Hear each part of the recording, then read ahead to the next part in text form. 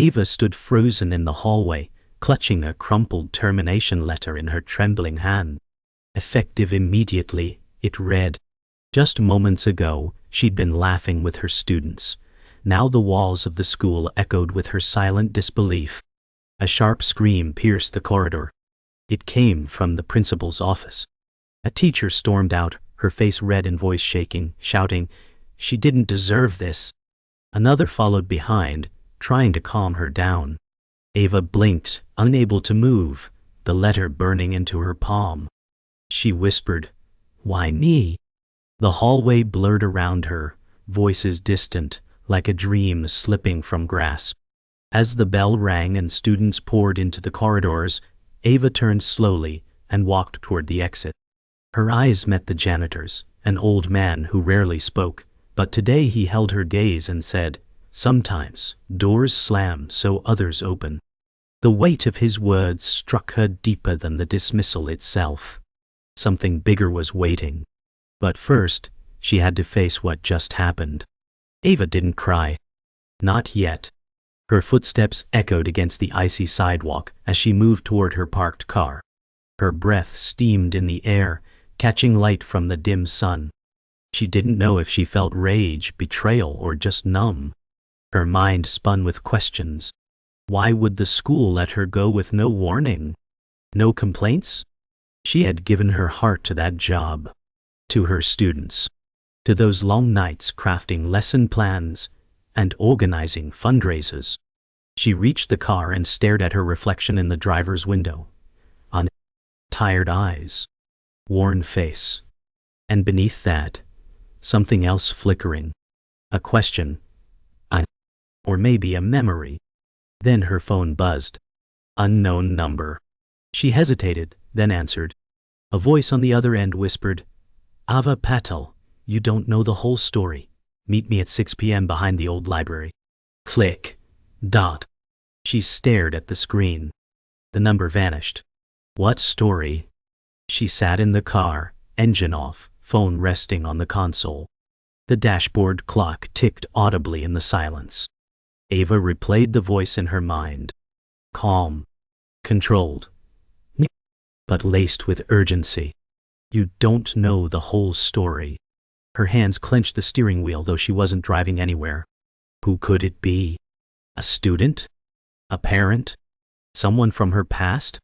The word, story, echoed louder in her head. Ava's past had always been murky. Adopted young. Records sealed. Every attempt to find answers met with stone walls and silence. But now, this voice was tearing cracks in that silence. Maybe being fired wasn't just about school politics. Maybe it was something deeper. Something older. She turned the key in the ignition, her expression hardening. If someone wanted to tell her the truth, she'd listen. But she'd go prepared. The library had been abandoned for years, closed down after the city ran out of funds. Ava parked across the street as the sun dipped low, casting amber tones over its cracked facade. Ivy curled around broken windows. She stepped out cautiously, wind tugging at her coat. Every footstep echoed off the concrete as she approached the back alley. She scanned the shadows. Then, a rustle. A figure stepped forward, hidden beneath a hoodie. "Ava," the voice said. Same voice as before. The figure didn't move closer. Your firing wasn't about performance. It was protection. Someone didn't want you near that school anymore. Ava's pulse raced. "Who are you?" she asked. The figure stepped back into shadow. "Someone who knows what your father did, and why they buried the truth." Ava stared at the spot where the stranger had been. Gone. What? Vanished into the fading light. She was left with only the sound of wind and the thunder of her heartbeat. What had he meant? Her father? No. She barely remembered him, just blurry flashes of a man who vanished before she turned 6. Her adoptive parents never spoke of him. She had stopped asking after a while. But now, the past had a new shape, and it was coming fast. Her phone buzzed again. A single message: "Check the file behind your mother's dresser." That was impossible. Her mother had died 2 years ago, and the room had been cleaned out. But Eva didn't hesitate. She turned back toward her car, footsteps faster this time. Whatever this was, it wasn't about losing a job. It was about finally getting answers. Eva arrived at her mother's old apartment just before sunrise. The air inside was stale, like time had folded in on itself. Everything was covered in white sheets, except for a few boxes she hadn't had the heart to touch since the funeral. She moved slowly through the silent space until she reached the bedroom. Her mother's dresser stood untouched, tall and looming in the corner. Eva knelt beside it and pulled it slightly from the wall. Dust choked the air. And then she saw it, a manila folder, duct taped to the back. Her breath caught. With trembling hands she peeled it free. No label. Just weight. Inside, she found black and white photos, faded letters, and one newspaper clipping with her father's name. Rajan Patel linked to corruption probe. Missing since 1996. Eva whispered, "He didn't leave. He disappeared." The truth her mother had kept hidden all these years was beginning to breathe again. She spread the contents of the folder across the floor like puzzle pieces. There were photographs of her father in suits, shaking hands with government officials, then others, grainy and darker, showing him entering unmarked cars, standing beside men whose faces were crossed out with ink. One letter stood out, written in her mother's handwriting, addressed to Ava, "When you're ready." It hadn't been sealed. Eva unfolded it slowly. Her mother had known everything about Rajan's ties to a scandal, his political enemies, and the night he vanished. She had kept it hidden to protect Eva, fearing someone might still be watching. Ava's fingers clenched the edge of the letter. It felt like betrayal, but also love. Her voice shook as she whispered, "You were trying to protect me, but from what?" She turned to the window. Somewhere, someone still knew the answer, and they didn't want her looking. The next stop was City Records. Eva entered the archives room with a sense of urgency. Rows upon rows of gray filing cabinets stretched endlessly. An elderly clerk behind the desk eyed her warily. "I'm looking for anything on Rajan Patel," she said. The name seemed to register, but the clerk didn't speak. Instead, he handed her a dusty box, labeled "Restricted," "Transferred." Inside were fragments, a court notice, redacted documents, and a property deed for a safe house in her father's name, dated months after his supposed disappearance. Her pulse quickened. That meant he was alive, or at least, had been. She looked up at the clerk. Where was this safe house? He paused, then leaned closer. "Off Old River Road, but you didn't hear it from me." Eva nodded slowly, already reaching for her coat. Every answer led to more shadows. The house was barely a structure anymore, more vines than wood, windows broken, roof sagging. Hidden behind trees off Old River Road, it looked like no one had been there in decades. Eva approached slowly, every leaf crunching beneath her boots, sounding like a shout. Inside, the air was thick with rot and dust. But something about the space felt staged, like it had been scrubbed of clues. Still, in the far corner, she found a rusted filing cabinet. It creaked open with resistance. Inside, photographs, more than she expected. All of Eva. Childhood birthdays, school plays, a shot of her at age 12 walking home from school. She gasped. Her father had been watching all along. A lump rose in her throat. Was he trying to protect her from afar, or was he hiding something darker? Back in her apartment, Eva laid the photos on her kitchen table, heart pounding. Her father hadn't vanished, he had disappeared himself. But why? She picked up one image, her 10th birthday, taken from behind a tree across the park.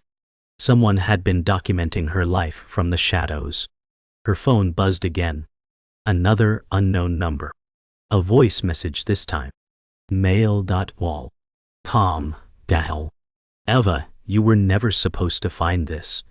They're watching again. If you dig deeper, you better be ready to learn who your father really was, and what he did to save you. The line cut. Her hands shook. It wasn't just about her past now. It was about her future. And she had no idea who she could trust. But she wasn't going to stop. Ava sat in the university library's restricted archives, the silence pressing in like stone. The city records hadn't been enough. She needed names, affiliations, proof. Her father had once been a student here, a political science major before he became a government advisor. She'd tracked his academic advisor, now retired, to a set of memoirs stored in special collections. Page after page, she skimmed his personal reflections until one line stopped her cold. RP warned me the agency was monitoring his activity, feared a setup, vanished 2 weeks later. Ava's breath quickened. She jotted the reference. Internal Oversight Memo, Dossier 12EL. It was supposed to be sealed. She looked up to find a young research assistant watching her. "You're looking into Rajan Patel?" he asked. Ava froze. "Who wants to know?" He leaned closer. "I think I can help, but not here." Her pulse thundered. This wasn't research anymore. It was surveillance. The assistant led Ava to a nearby cafe, the kind with frosted windows and dim booths in the back. He introduced himself as Zain, a grad student researching government cover-ups for his thesis. "Rajan Patel's name keeps showing up in archive testimony from a defunct oversight committee," he said. "The files were pulled, but not before I made backups." From his coat, he pulled a flash drive. Ava hesitated. "Why are you helping me?" Zain sipped his coffee. "Because your father tried to stop something big, and I think they buried him for it." Ava leaned in. "Stop what?" Zain replied. "A black-budget project called Emberlight. No records, no paper trail. Just whispers of human testing and data manipulation. And your father, he tried to expose it." Ava blinked. "That's why he disappeared." Zain nodded. "And if you dig deeper, you might too." She took the flash drive anyway. Some truths burn, but they also light the way. Back in her apartment, Ava plugged in the drive. Files blinked to life. Scanned documents, redacted memos, partial recordings. A video loaded. Her father appeared on screen, older than she remembered. He sat in a shadowed room, speaking in hushed tones. "If you're watching this, it means I failed. I tried to blow the whistle, but no one listened. Emberlight isn't just illegal, it's monstrous. They're harvesting minds, rewriting memories, and they used me to do it." Ava covered her mouth. Rajan's voice trembled. "I kept the data. It's hidden. But they're watching. They always were. And now, they'll come for you too." The video cut off. Ava stared at the screen, frozen.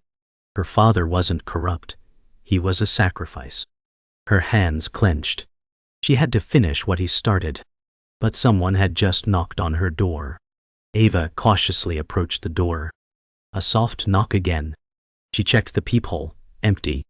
She opened it slowly, only to find an envelope on the mat. No return address.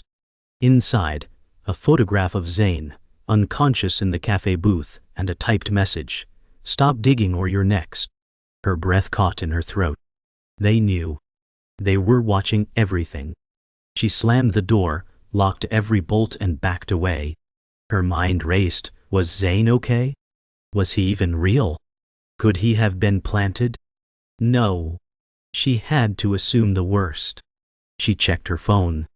No signal. Her Wi-Fi. Dead. Ava stared at the screen, jaw clenched. The message was clear. Fear was their weapon. But Ava wasn't the same woman who walked out of that school. She was stronger. She reached for the flash drive again. If they wanted war, they picked the wrong woman. Ava packed fast.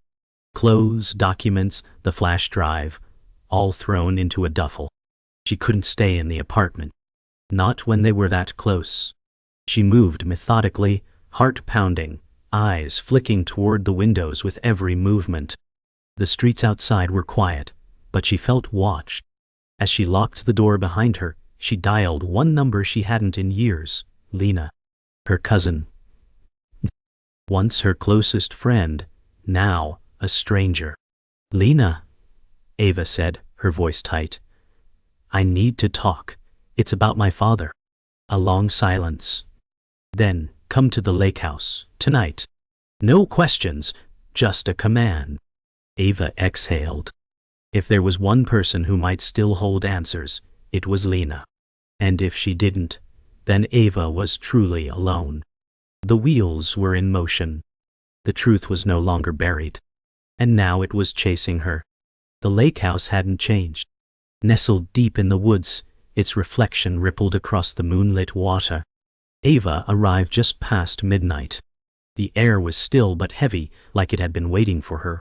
She stepped onto the porch, heart pounding, and knocked once. Lena opened the door within seconds as if she'd been standing right there. Her face was unreadable, tight-lipped, tired. "You look just like him," Lena said, her voice low. Ava stepped inside. The warmth of the house clashed with the chill between them. "You knew, didn't you?" Ava said. Lena didn't answer. Instead, she poured 2 cups of tea and sat down. Ava didn't move. "All these years, and you said nothing?" Lena looked up slowly. "Because if I had, you'd be dead. Just like him." Ava's stomach dropped. She hadn't come for tea. She had come for the truth. And it was already clawing its way out. Inside the softly lit living room, Ava and Lena sat across from each other in a silence that burned. Lena finally broke it. "Rajan wasn't just your father. He was a handler. An internal whistleblower for Emberlight. He recruited insiders to leak evidence. And I was one of them." Ava's eyes widened. "You? But why lie to me? Why vanish?" Lena looked away. "Because the moment he disappeared, I became a target. They threatened to erase me too. I cut ties to keep us both alive." Ava stood, anger flashing. "You watched me grow up thinking he abandoned me. You let me believe he was a coward." Lena's eyes welled. "He wasn't a coward. He was a hero who made a deal to vanish so you could live." The words hit Ava like a blow. Everything she'd believed, the abandonment, the silence, was a lie wrapped in sacrifice. Lena pulled an old lockbox from beneath the floorboards. "He left this for you, said to give it only if you came asking." Inside were microfilm reels, a handwritten logbook, and a photo of Ava as a baby, clutched in Rajan's arms, both smiling. Ava's breath hitched. The logbook detailed names, meeting locations, code names. Emberlight wasn't just a rumor. It was a full-scale psychological warfare program built on civilian manipulation. "These people," Lena said, "they run entire districts, agencies, media, even schools. He found out they were using teachers as data collectors. That's why they fired you. You were getting too close." Ava stepped back, shaking. "I was a threat just by being in the building." Lena nodded grimly. "You always were." Ava looked at the reels, hands trembling. The system had buried her father, stolen her childhood, and tried to erase her. But now she held proof. As dawn broke over the lake, Ava stood on the back porch, staring into the mist. Behind her, Lena spoke quietly. "They'll come for you now. Once they know you've seen the evidence, they'll do everything to silence you." Ava's jaw tensed. "Then let them come." Lena stepped beside her. "You need allies, people on the inside. The old network may still be out there, buried but breathing." Ava nodded slowly.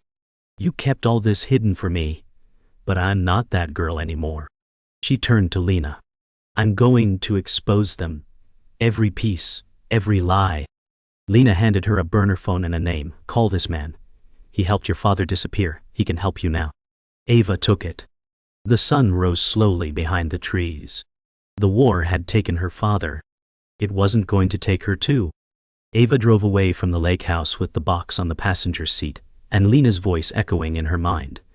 "Truth costs blood." The road twisted through dense forest, the trees like silent witnesses to generations of secrets.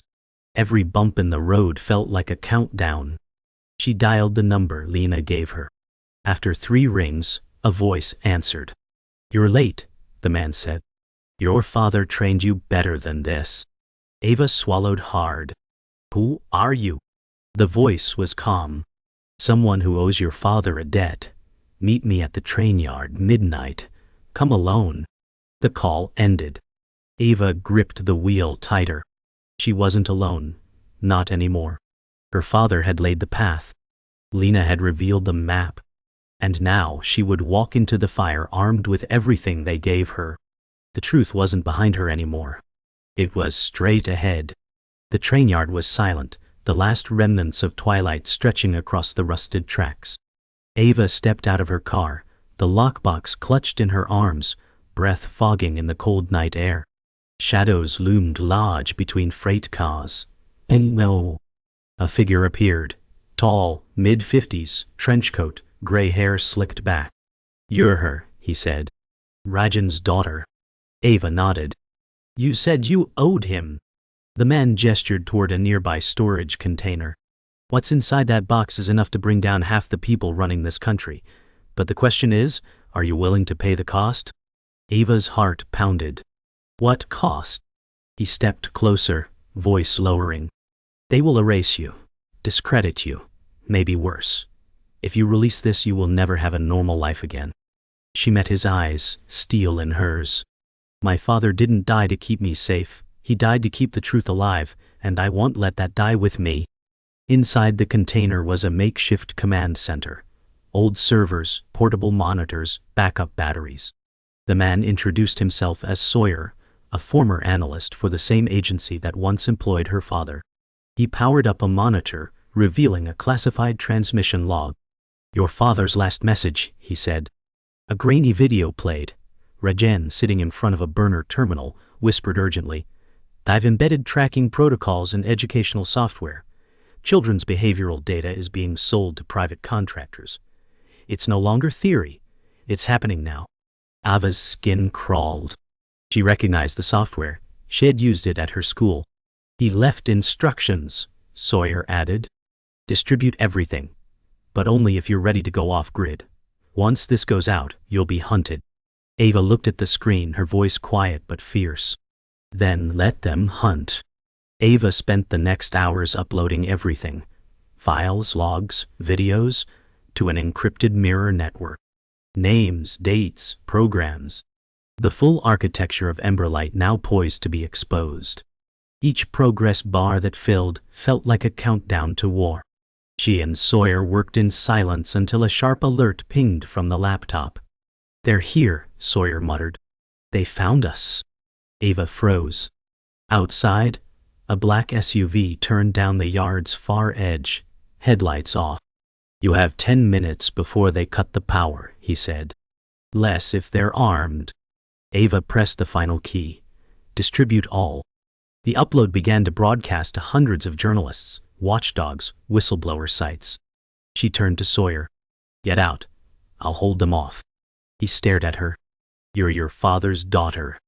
She loaded the microfilm into a canister, grabbed the burner phone, and ran for the shadows. Truth, once caged, was now airborne. Ava ducked between train cars, clutching the microfilm tightly. She could hear boots on gravel, muffled radio chatter. Armed agents, flashlights sweeping. Every breath was a battle to stay quiet. Her father had walked this same path, outgunned, hunted, desperate. But Ava wasn't desperate. She was prepared. One guard passed by her hiding spot, and she moved silently behind him, ducking into a maintenance shed. Inside, she found an old access tunnel, one her father had marked in his logbook. Underground, she moved fast, the echo of footsteps above closing in. The world thought it had silenced her once. But now, she had the weapon they feared most: evidence. The exit hatch creaked open ahead. She was almost free, almost ready to deliver the final blow. The hatch opened into the edge of a forest just beyond the yard. Ava emerged breathless, her coat torn, face streaked with dirt and determination. A faint chirp came from the burner phone. One message: it's out. They're panicking. You did it. Ava collapsed against a tree, her chest rising and falling in victory and exhaustion. She looked up at the sky as sirens echoed faintly in the distance. Somewhere, journalists were waking up to the biggest leak in a generation. Somewhere, the people who ruined her father were scrambling to bury their tracks. But it was too late. Emberlight was exposed. Her life would never be the same, but it wouldn't be lived in silence. She had done what Rajan couldn't. She had finished it. For him. For herself. For everyone they tried to erase. The next morning, headlines exploded across every major outlet. Whistleblower files leak government surveillance scandal. Ava watched from a remote cabin, Sawyer beside her, tension vibrating through the room like static. "They're naming names," he said, scrolling through articles. "It's real. You cracked it wide open." Ava barely nodded. Her father's voice echoed in her mind. "If you're watching this, I fail." But he hadn't. And neither had she. The price was steep. No going back, no job, no home. But there was peace too. A different kind. The kind that came from knowing you hadn't stayed silent. "What happens now?" she asked. Sawyer shrugged. "Now the machine eats itself for a while, and we stay invisible." Ava stood, stretching, eyes fixed on the snowy treetops beyond the frosted window. "Not forever," she said. "I won't live in hiding." The truth had been released. It was time to build something from the ashes. Later that day, Ava walked along a frozen lake behind the cabin, her boots crunching in the snow. She pulled Rajan's old photo from her coat, him holding her as a baby, and traced his face with her thumb. "You were right to fight," she whispered. "And now I know who I am because of it." In the silence, a quiet strength grew within her. She wasn't just Rajan's daughter. She was a truth carrier. A survivor. A voice that couldn't be shut down. She stared at her reflection in the ice. Older, wiser, scarred, but unbroken. This journey had begun with a firing, a scream, a stranger's message. It had ended with a global awakening. And it wasn't over. Ava pulled a small recorder from her coat pocket and pressed record. "This is for anyone still listening. The fight's not over. But now we know how to win." By nightfall, Ava returned to the cabin, setting the recorder on the table. "That's the beginning of the archive," she told Sawyer. "Stories they can't bury again." He nodded, uploading the audio to a hidden network. "What you started, it won't stop. Other whistleblowers are coming forward. We've received 4 leaks already." Ava smiled faintly. Truth ripples. It multiplies. She looked around the room, maps pinned on walls, strings connecting names and agencies. A war room built from exile. She pulled her hair back and rolled up her sleeves. "We need a platform," she said. "A place for the rest of them. A digital sanctuary." Sawyer grinned. "You really think they'll let you do that?" Ava picked up Rajan's logbook. "They didn't let me do this either." The fire crackled. The resistance wasn't underground anymore. It had a voice. And now, a leader. The next morning, Lena arrived. She stepped into the cabin, snow clinging to her coat, eyes meeting Ava's with quiet pride. "You did it," she said. Ava crossed the room, and for the first time in years they embraced. No more secrets. No more silence. "He'd be proud," Lena whispered. "He always believed you'd finish it." Ava pulled back slightly. "We're not finished yet." They sat together, flipping through Rajan's files. "There's more here than just Emberlight," Lena said. "He documented every name, every shell company. This is a blueprint for dismantling it all."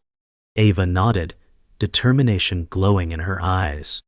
"Then, we won't stop at Emberlight. We'll take down everything it spawned." For the first time, Ava didn't feel like she was running. She felt like she was leading. That night, Ava stepped outside, standing beneath a sky glittering with stars. The forest was quiet, peaceful. In her pocket, she held the final copy of Rajan's logbook, a symbol, not of what had been lost, but of what had been reclaimed. She didn't need to run anymore. She would live, not in fear but with purpose. Every lie she uncovered had been stitched into her life. But now she had unstitched the silence. A new story was beginning, one written on her terms. Ava exhaled, letting the cold bite her lungs. Behind her the cabin glowed like a lighthouse. She turned toward it, a warrior returned from battle, not broken, but reborn. "We tell the story," she said aloud to the night.